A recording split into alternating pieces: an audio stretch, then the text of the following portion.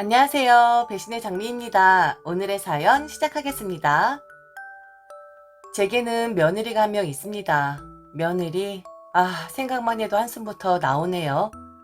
저도 어쩔 수 없이 시어머니라 며느리에게 시자 노릇하는지 모르겠지만 제 딴엔 며느리라면 징글징글합니다. 물론 처음부터 그랬던 건 아니었어요. 하나밖에 없는 아들 장가 보내면서 며느리가 완전히 마음에 들진 않았지만 내 자식도 내 마음에 다 안 드는데 평생을 남으로 살아온 며느리가 내 마음에 들 순 없다고 생각했기에 마음에 안 드는 점들을 마음 쓰지 않기로 했어요. 그게 고부간에 현명한 것이라 생각했습니다. 저와 며느리가 부딪혀봐야 힘든 건 엄마와 아내 사이에 있는 제 아들 아니겠습니까? 그렇게 아들의 결혼을 허락한 이상 아들 부부가 무난하게만 잘 살길 바랬습니다. 그래서 결혼 준비부터 딱히 참견하지 않았어요. 아이들이 제게 먼저 무엇인가 묻고 도움을 요청하면 모를까 일체 참견하지 않고 봐도 못 본 척했습니다. 아들의 결혼에 다른 건 몰라도 집은 우리가 해줘야지 하고 생각하고 있었습니다. 아들 7살 때 시작한 남편의 사업이 곧잘 되어온 우리 집은 20여 년이 넘는 기간 동안 큰 어려움 없이 지내왔고 사업이라는 게 언제 어떻게 될지 모른다는 생각에 저희는 최대한 모으고 아끼며 생활하는 습관을 가지게 되었습니다. 물론 저희가 사는 집이며 지역만 들으면 저희의 이런 생각을 비웃으실지도 모릅니다. 좋은 동네 살면서 겉으로만 개념 있는 척 한다고 하실 수도 있어요.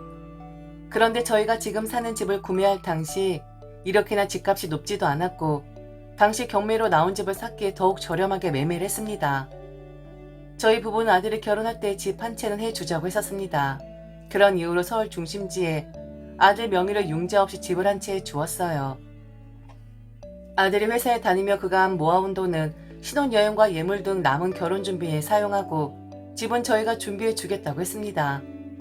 대신 아들이 모아둔 돈을 절대 허투루 쓰지 말라고 그 돈 아까운 줄 알고 어려운 돈이라고 생각하고 정말 필요할 때 꺼내 쓰는 비상금으로 두어야지 흥청망청 여유롭게 살라고 집을 지원해 주는 거 아니라고 했습니다. 이 이야기는 아들 내외를 모두 불러놓고 이야기했어요.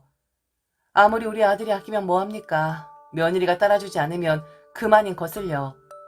반대로 며느리가 알뜰살뜰하면 뭐하겠어요. 제 아들이 날라리 방구마냥 여기저기 써대면 그 돈은 순식간에 날려버릴 텐데요. 그렇게 둘을 불러놓고 이야기한 겁니다. 요즘엔 예단 예물 안 한다고 하던데 전 며느리에게 예물을 해주고 싶었습니다. 그래도 결혼하며 기념이잖아요.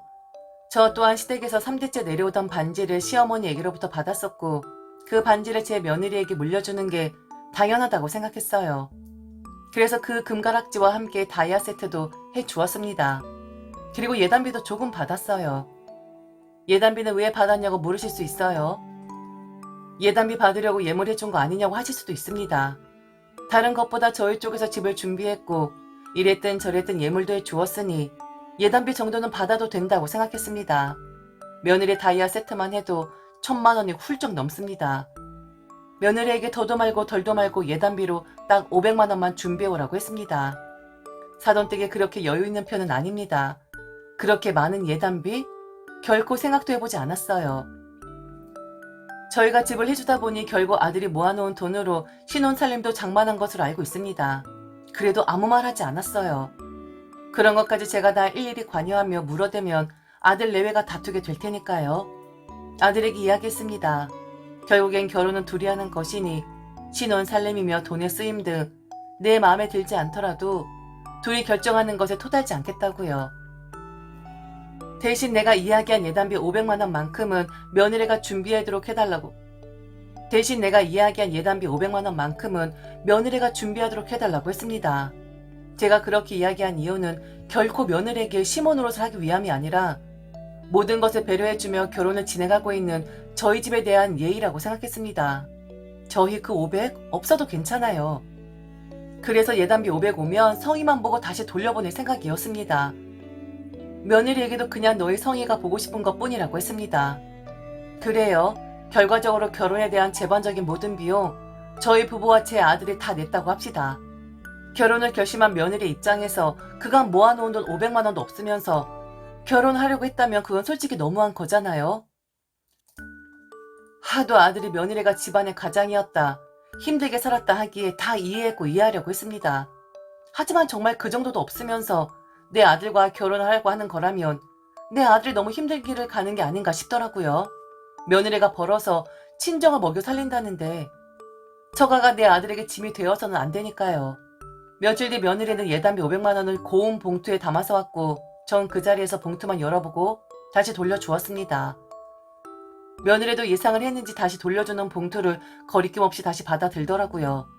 그래서 그냥 며느리의 정성이 보고 싶었을 뿐이라고 예단은 받은 것으로 할 테니 남은 결혼 준비도 차근차근 잘 하라고 했습니다.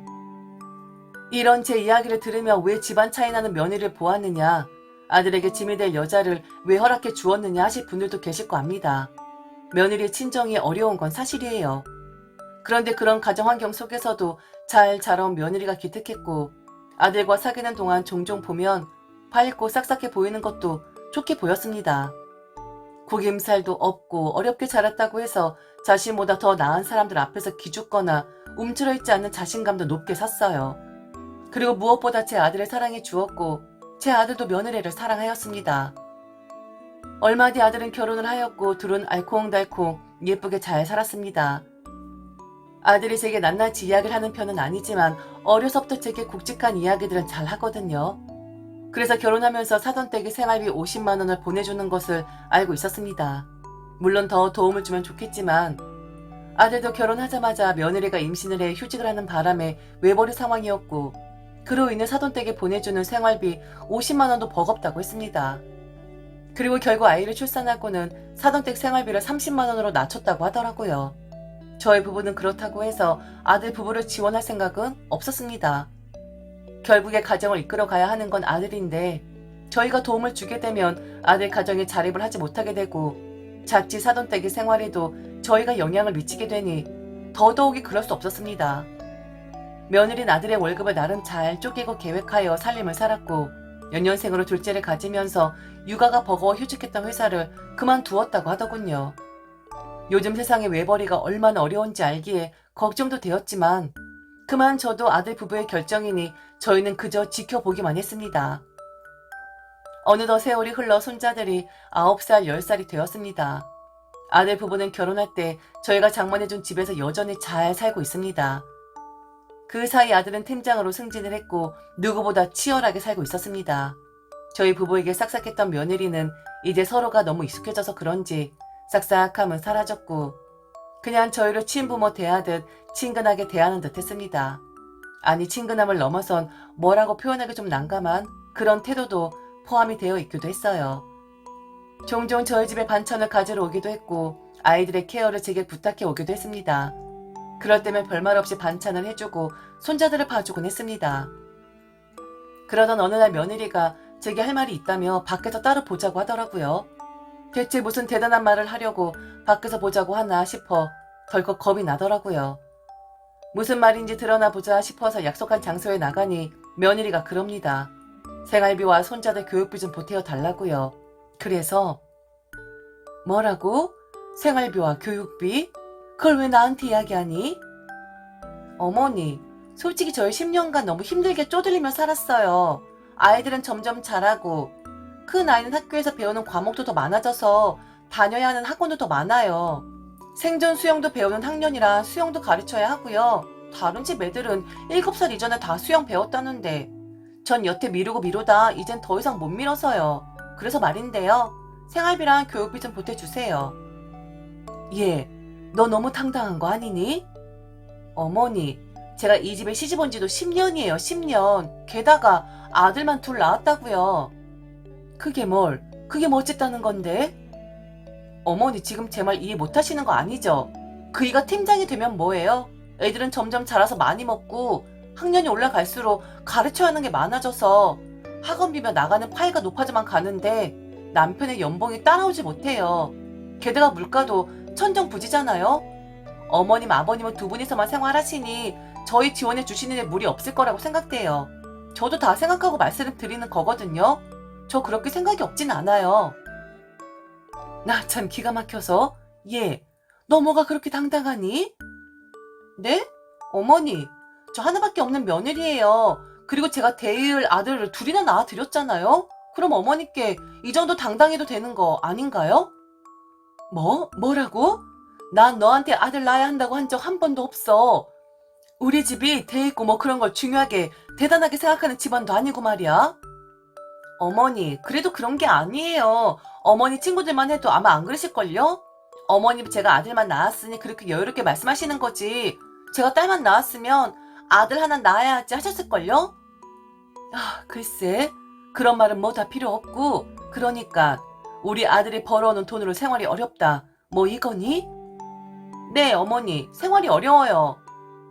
내가 알기로 우리 아들 연봉이 1억이 조금 넘는 것으로 아는데, 물론 거기서 세금을 제하겠지만 그래도 집 대출금이 나가는 것도 아닌데 그렇게 생활이 어려울 만큼인가 싶구나.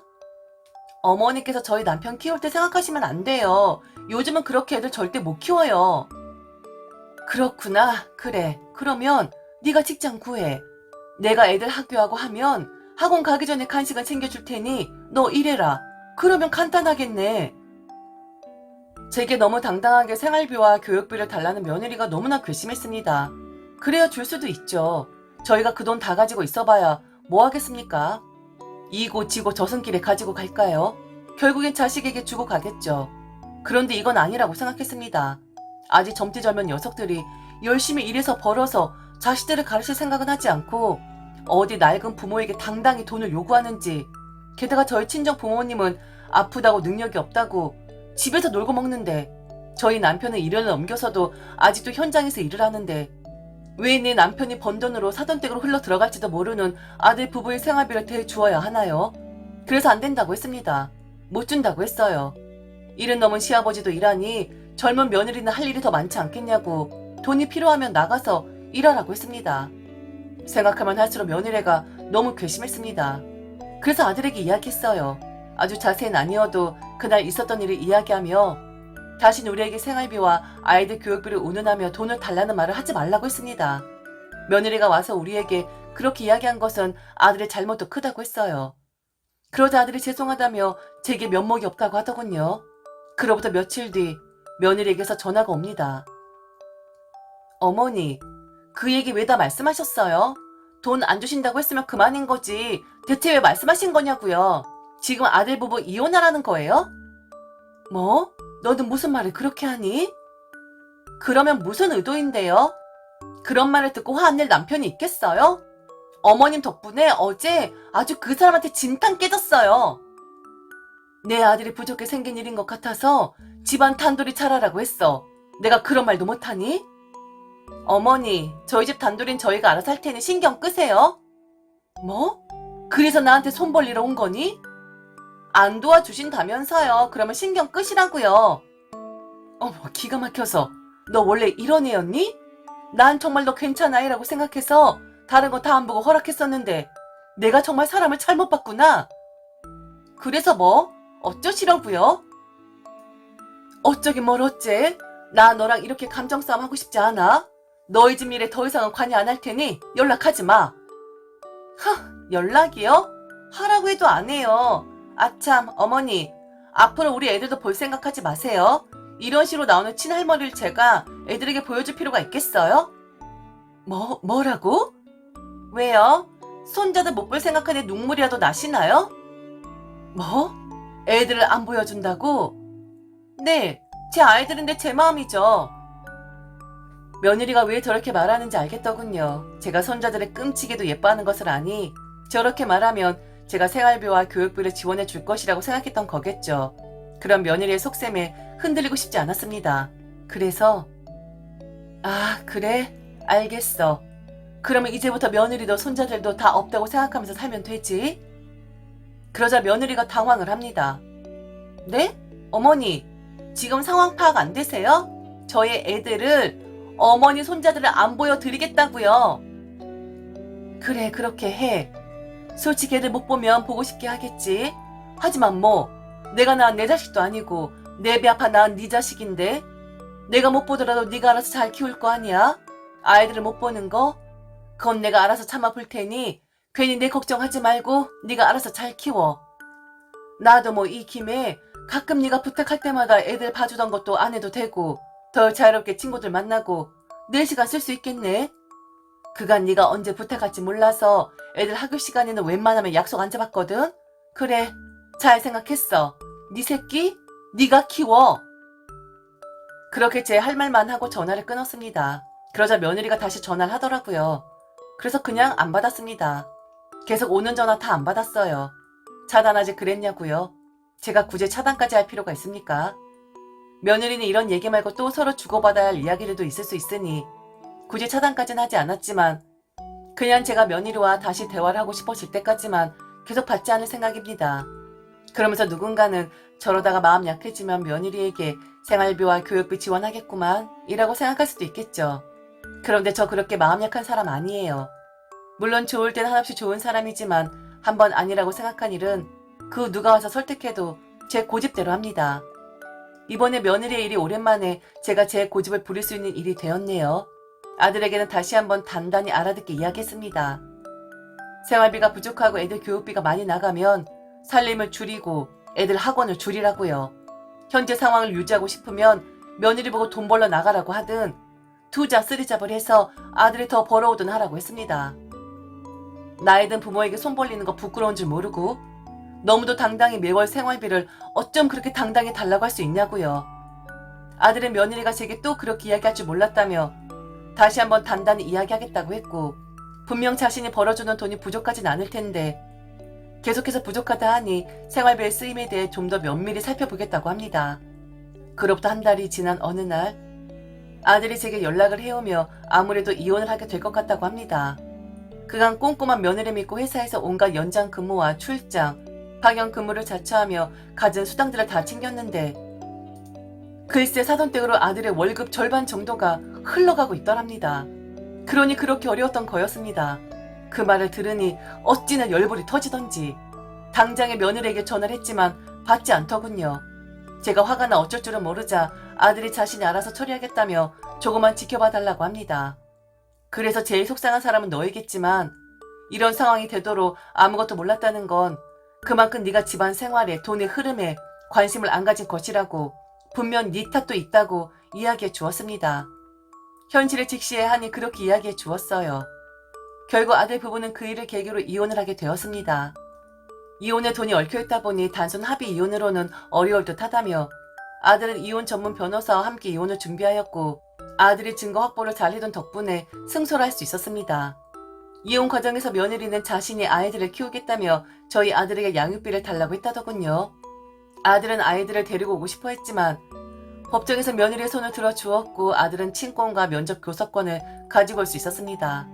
아들의 이혼 2개월 차 며느리가 아들에게 전화를 해 보내주는 양육비로는 아이들을 키울 수 없다며 양육비 이외에 추가로 교육비를 더 보내달라고 하더랍니다. 그래서 아이들이 다니는 학원을 알려주면 학원으로 직접 교육비를 입금하겠다고 하니 펄쩍 뛰면서 그냥 돈으로 보내라고 하더래요. 하지만 그 말에 속을 바보가 있을까요? 아들에게 그 말을 듣고는 기가 막혀 하고 있는데 그로부터 며칠 뒤 전 며느리가 절 찾아왔습니다. 또 애들을 내세우며 돈을 요구하는데 기가 차더라고요. 그래서 내가 왜 너한테 돈을 줘야 하느냐고 애들에게 들어가는 양육비는 애들 아빠가 주고 있지 않느냐고 하니 할머니가 되어서 그 정도도 못해주냐며 눈을 부라리기에 턱이 돌아갈 정도로 뺨을 올려쳤습니다. 그리곤 지금 어디라고 와서 눈을 부랴려? 너는 아직도 내가 너의 시어머니로 보이니? 난 이제 더 이상 너의 시어머니도 네가 나의 며느리도 아니야. 알겠어? 애들은 여전히 내 손자이긴 하지만 그 아이들에 대한 어떠한 요구는 내 아들이나 우리에게 할 수 있는 거지. 어디 감히 너 따위가 나한테 요구를 해. 내가 10년 전 이런 널 알아보지 못하고 결혼 허락한 걸 얼마나 후회하는 줄 알아? 쓰레기만도 못한 널 알아보지 못한 내 널 아주 후벼파고 싶다고. 왜? 날 왜 그렇게 쳐다보는데? 반대쪽 뺨도 때려주랴? 머리 끄덩이라도 잡아당겨서 바닥에 매다 꽂아줘? 어? 며느리는 도끼 어린 저의 모습에 당장이라도 어떻게 버릴 것 같이 다가가는 절 보며 점점 겁에 질린 표정으로 바뀌더니 꽁무니를 빼고 돌아갔습니다. 지금까지 들어줘서 진심으로 감사합니다. 이상 배신의 장미였습니다.